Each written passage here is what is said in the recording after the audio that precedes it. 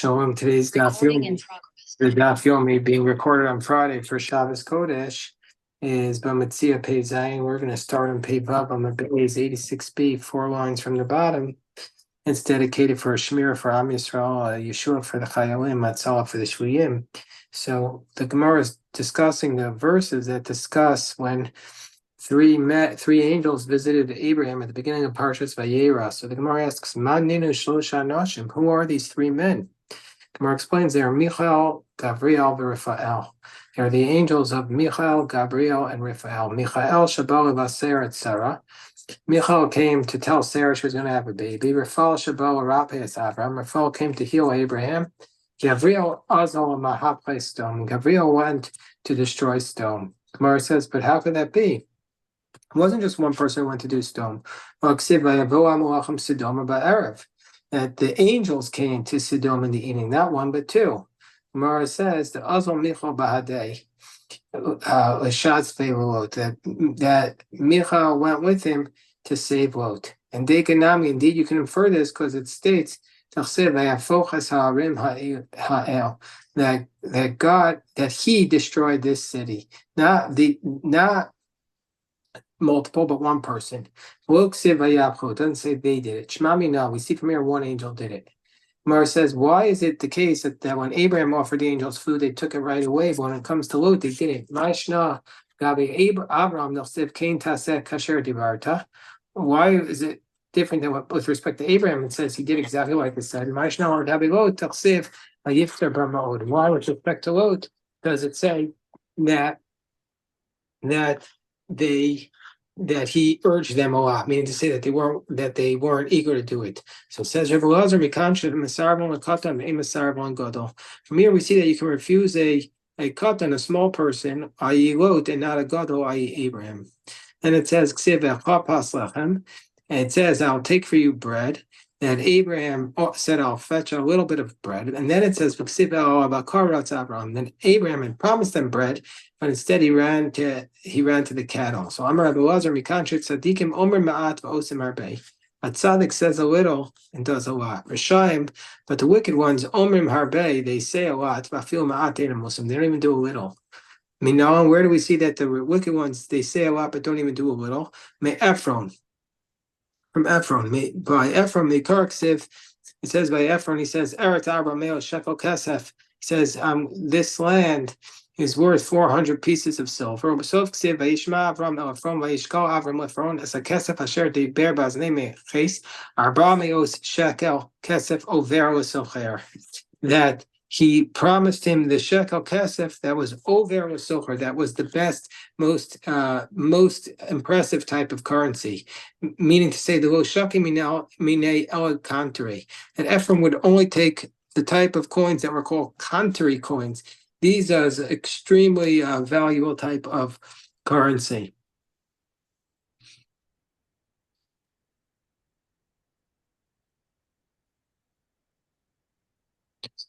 The Ika Duchta the Karwe with Tikla country, because there's some places where they call the shekel the country. And then also it says by Abraham Ksiv Kamach Ksiv Soas. It says in one verse with respect to Abraham that it says that he said that she should make for him a kapas lachem vasuletchem, but it says that Abraham was taking for them. He said take for them Kamach, and then in the end it says Soas. When we look at the actual pasuk is as follows: "Vaymeher Avram Olos Sarava Yomer Mari Shalosh Seim Hemach Soas." So which is it? Is it Sei or is it Kemach or is it Soas? So the Gemara says, "Amar Rabbi Yitzchak," and we know that the soas is better flour than the kemach. It's finer. So Amar Rabbi Yitzchak Mikancha Isha Tzarei Nea B'Orchem.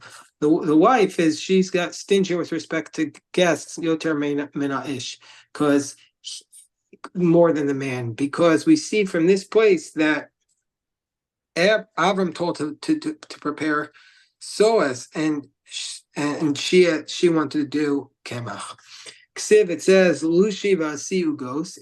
He says knead them and make them into cakes. It says Luchi Vasiu goes need them and make them cakes of ksiv. Vaikach Chama v'chalav ben abakar. It says that he brought out the butter and the milk and the meat, but he didn't bring out the bread. So where is it? He didn't bring out the bread. So Amar Ephraim Aksha, Talmido Shel Rabbi Meir, Mishmei de Rabbi Meir. So Ephraim Aksha is an unusual person. And this is, I believe, was the maybe very rarely cited person, Ephraim Aksha. So his student of Rabbi Meir says in the name of Rabbi Meir, Avram Avinu ochel chulin b'tahara haya, that Abraham only ate his food in a state of ritual purity. The Sari Manu and Sarah, our mother, also Ayom, that day, Pirsa Nida, she got her menstrual flow again, and so she was a Nida, and she made the bread, the dough, Tameh. They said, where is Sarah, your wife? She's in the tent. Why? They want. So this is to let everyone know, or is to make known that Sarah, our mother, was very modest, because of course she's going to be accused of being adulterous because she has this child after all these years. The angels, of course, knew that Sarah was in the tent. So why did they have to ask this question? They wanted to point out to her husband how modest she was, and to make him realize how lucky he was. Rabbi Yossi Rabbi Chanina Amar Kedei Shagar Koshel Bracha. No, the reason was they wanted to send her a cup of bracha. They wanted to give her the cup of wine of that the Birkas Hamazon was set over in order to give it a bracha for her to conceive. Tani Mishum Rabbi Yossi Lama Nikud Al Ayo Shebe Elav. Why in the word Elav? In the word Vayomru Elav, in that word, there's letters over the Aleph Yud, there's dots over the Aleph Yud and Vav. Why are there dots on that in the Torah? Lim the Torah Derech Eretz Yishal Adam B'Achsa Yishalo. It teaches that a person should ask about his host. But I thought you're not supposed to ask about the man's wife. So they bawashani, but through the husband you're allowed to. You're not supposed to ask about women in general, but through her husband you're allowed to.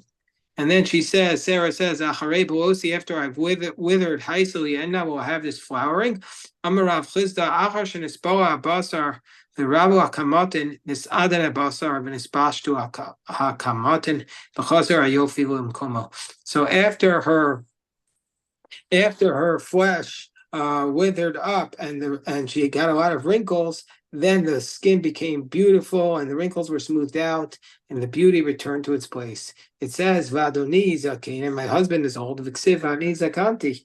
It says, my husband is old, and then she says, and it says that Hashem told Abraham that she said, and I am old, but he didn't tell Abraham that she said, and my husband is old. To most of the Kodesh Baruch Hu he didn't want to say exactly as she said. So Tana Rabbi Yishmael. So we learn from here, Gadol Shalom Shafil Kodesh Baruch Hu Shinabo Shenemar V'Titzlach Sarah B'Kirbav Adoni Zakein Ksiv Vayomer Hashem Avram V'Ani Zakanti. This shows that peace is so great that even Hashem changed the impression of the words in order to keep the peace in the world. Because she said, my husband is old.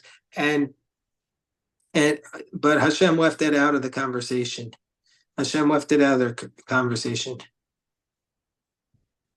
Hashem said that she said, I'm old. And then after Yitzchak was born, the pasuk says that Sarah said, who could have told Avram that Sarah would nurse children? But how many children did she nurse? She only nursed one child. Why is she saying she's nursing children? So Amar Rebbe Levi, also Ayom Shagam Avram as Yitzchak. But on that day that Abraham weaned his son Isaac, Suda Gedolah Hayu. They made a huge feast. All the nations of the world were being cynical, and they were saying, they were saying, look at this elderly couple. They found the kid in the marketplace, and they brought him in and said, they say it's ours. But whoa, not only that, they're making a huge party to prove that they're right. What did Abraham do? Abraham went and invited all the great people of the generation, Visari Manu, and Sarah, our matriarch, was with them. Zimnas Nishoseim, she invited all the women. And each one brought their child with them. Umenikasa, and their nurse. Umenikasa loevia. They didn't bring their nurses. Vinasa nes besari menu. And a miracle happened to our mother Sarah. And her breasts opened up like two springs. Venikas cool, and she nursed everybody. They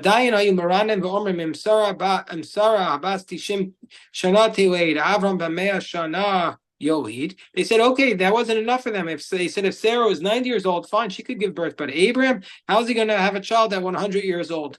Immediately, the face of Isaac changed. Avram, and he looked exactly like Abraham. Everybody opened up their voices and said, Avram holiness Yitzchak. Abraham gave birth to Isaac because Isaac's face looked exactly like Abraham's. Of course, this means that Abraham was the image of his father. Ad Avram zikna. Until Abraham, there was no such thing as old age. Man David by Mishtai Bade Avram. So since until Abraham, there's no such thing as old age. Whoever wanted to speak to Abraham would go, and they ended up speaking to Isaac. So they were speaking to the wrong person because people didn't age. So what happened? By Rachme. So also Avram by Rachme Zikna. Avram prayed for there to be old age, as it says, Avram Zakim Bayamim. Avram prayed for old age. Ad Yaakov lo have cholsha. Until Jacob, there was no illness. Also, Yaakov by Rachme. Jacob prayed for illness. As it says, Vayomer Yosef Hinei avicha choleh. Joseph said, "Behold, your father is sick." Ad asa Elisha lo hava the cholish ve'isbach. So it says until Elisha came, there's nobody who ever was sick and recovered from it. Asa Elisha by Rachmi. Elisha came and asked for God for mercy, V'isbach, and he was healed, as it says, Elisha was sick with the illness which he could die. So he had already been sick with a different one and he didn't die. There were three illnesses that Elisha had. One was because he pushed away Gehazi with two hands, and Gehazi was wicked, but he should have pushed him away with one hand and brought him back with the other hand. That's in Gemara and Sanhedrin. And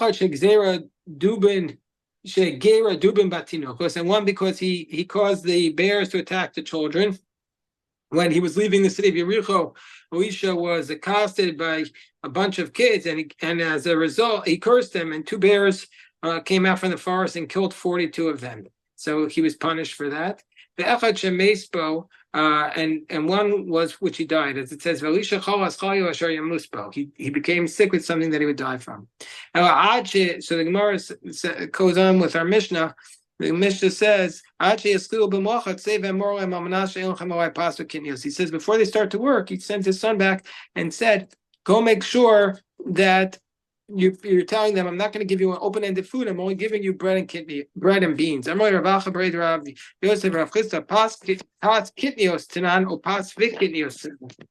is he saying, the question is he saying bread made of beans or bread and beans? Meaning, say, is it bean bread? So Amrulei Ha'elokim Tzricha Vav. It needs a Vav. Kimorisa delibros.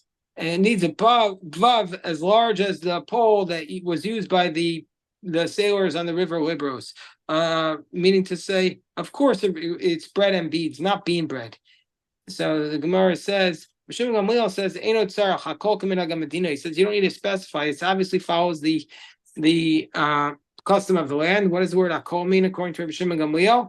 Suye ma'ila suye hadetanan asochar sapal v'amro ke'achad v'kishnai mibnei ha'ir noselo kepacha shebeskliros. Divrei Rabbi Shua. It includes the following brisa that if somebody hires a worker and he says, "I'll pay you as much as one or two of the city's residents get," you have to give him the lowest wages of that city. No,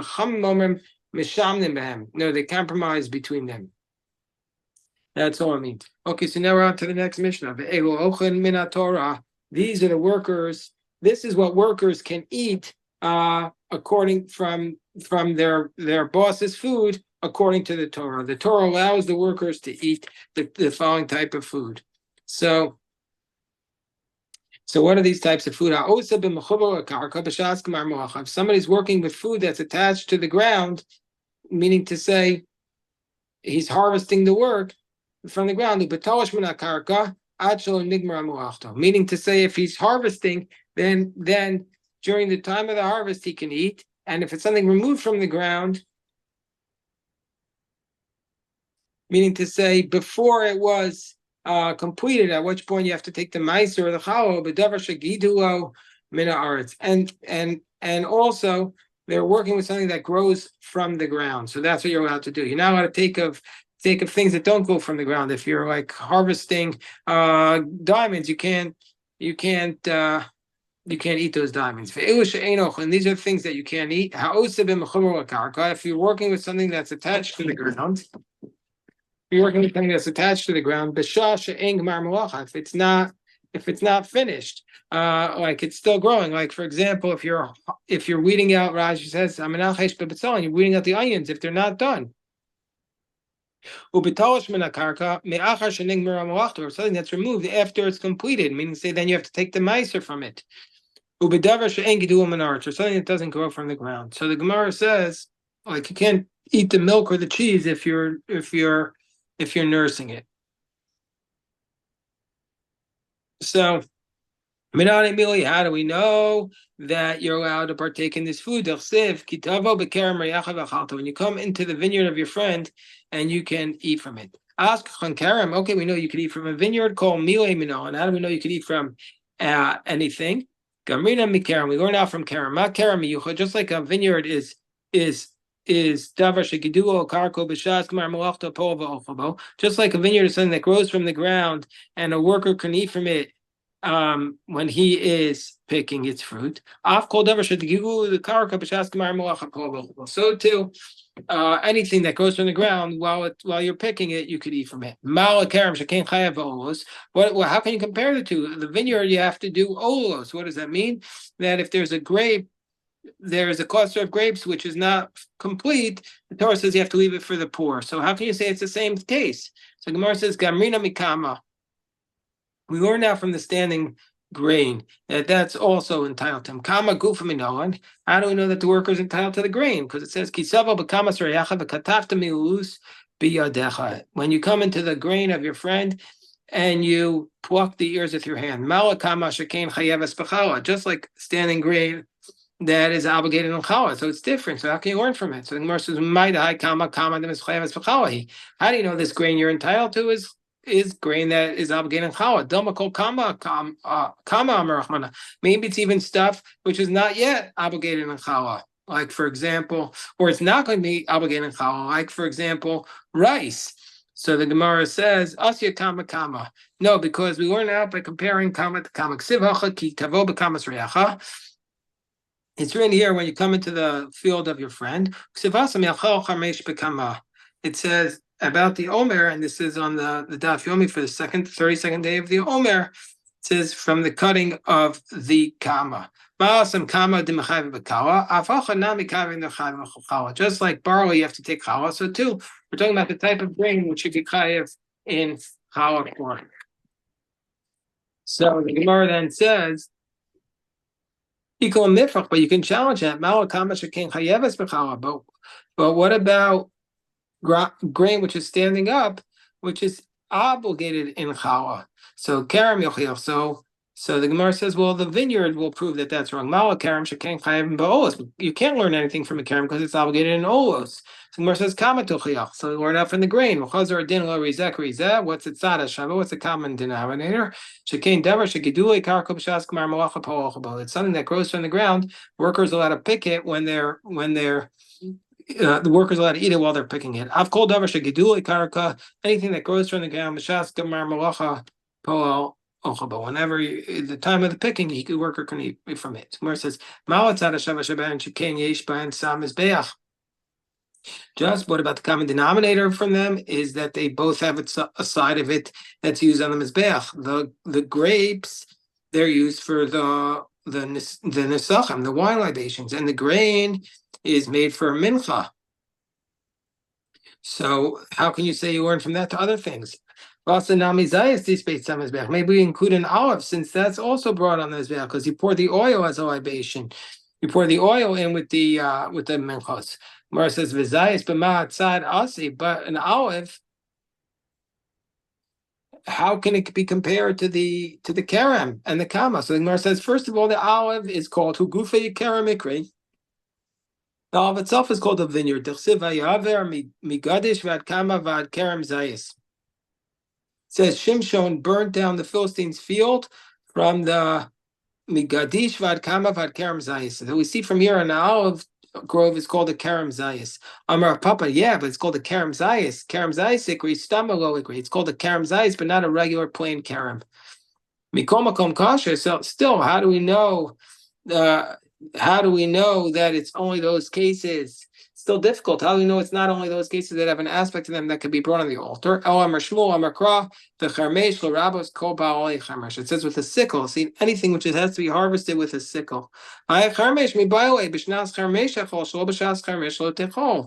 don't we need this word charmesh, this tickle, to tell us that when it is the time of using the sickle, I mean, when you're completing it, you can eat, but when it's not the time, you can't eat. So the Gemara says, that's we learned that out from the fact you can't put it into your vessel. It means it has to be a time where you're working with the vessels. Gemara says, Teinach devar chermesh makes sense if it's something that's subject to being cut with a sickle, like grain and beets. Let's say it's something that you don't cut with a sickle. How do we know you can eat it? Anything which is standing. But isn't that telling us that it only refers to produce that is obligated in chala? So Gemara says, that was relevant only before we had the word sickle. Now that we have sickle, it's rabbi called davar chermesh. It includes anything which is a sickle, even though it's not obligated in chala. So kama lamoi. So if that's the case, why do I use the word kama? The rabbi is kol bali kama. So that's to include anything that's standing. Meaning the word chermesh is teaching us that we don't limit the word kama. So the Gemara says, "V'hashiv denafku on micharmesh mikama kitava b'kerem re'achalamoi." So why do we know? Why do we need kerem? Amarava will chosav. It's to teach us additional halachos. Keditanya kitavo. When it says kitavo, nemer kan bia means coming. V'nemer along otavo avashemesh. It says elsewhere about paying a person on time. Otavo avashemesh. You have to pay him before the nightfall. So it refers to a worker. That means to say that it applies to this limitation that you're not allowed to put the food into your vessel to take it home with you. Applies to the vineyard of your friend, but not to the vineyard of a kusi, which you can't put the food in. That makes sense according to one who says you otherwise not allowed to take from you're not allowed to steal from a kusi. But I know that's why you need a verse to tell us the worker can do that. The one who says you're allowed to steal. If you're allowed to steal from him, of course the worker can put it in his bag. Mar says mukim, so he uses it to teach us why to the vineyard of your worker, but not the vineyard of hektish. That when he's in the vineyard of the hektish, that you're not allowed to take the food if it's the vineyard of the temple. V'achalta, what do we do with the word v'achalta? V'lo you can eat it, but you cannot suck it. Meaning to say, you're not allowed to suck out the juice and throw away the skins, because that's actually going to cost the employer money, because you're going to end up taking more. Grapes and not grapes and something else, meaning to say he can't dip the grapes in salt to take it out. Like your soul of of an employer, so is the soul of a worker. Ma nafshecha ochel pater, af nafsho shapol ochel pater. Just like the wheat belongs to you, you can eat it and you don't have to tithe it first. So to the worker, he can eat it and he's exempt from making a tithe. So you can eat it in a normal manner, but not in a vulgar manner. You can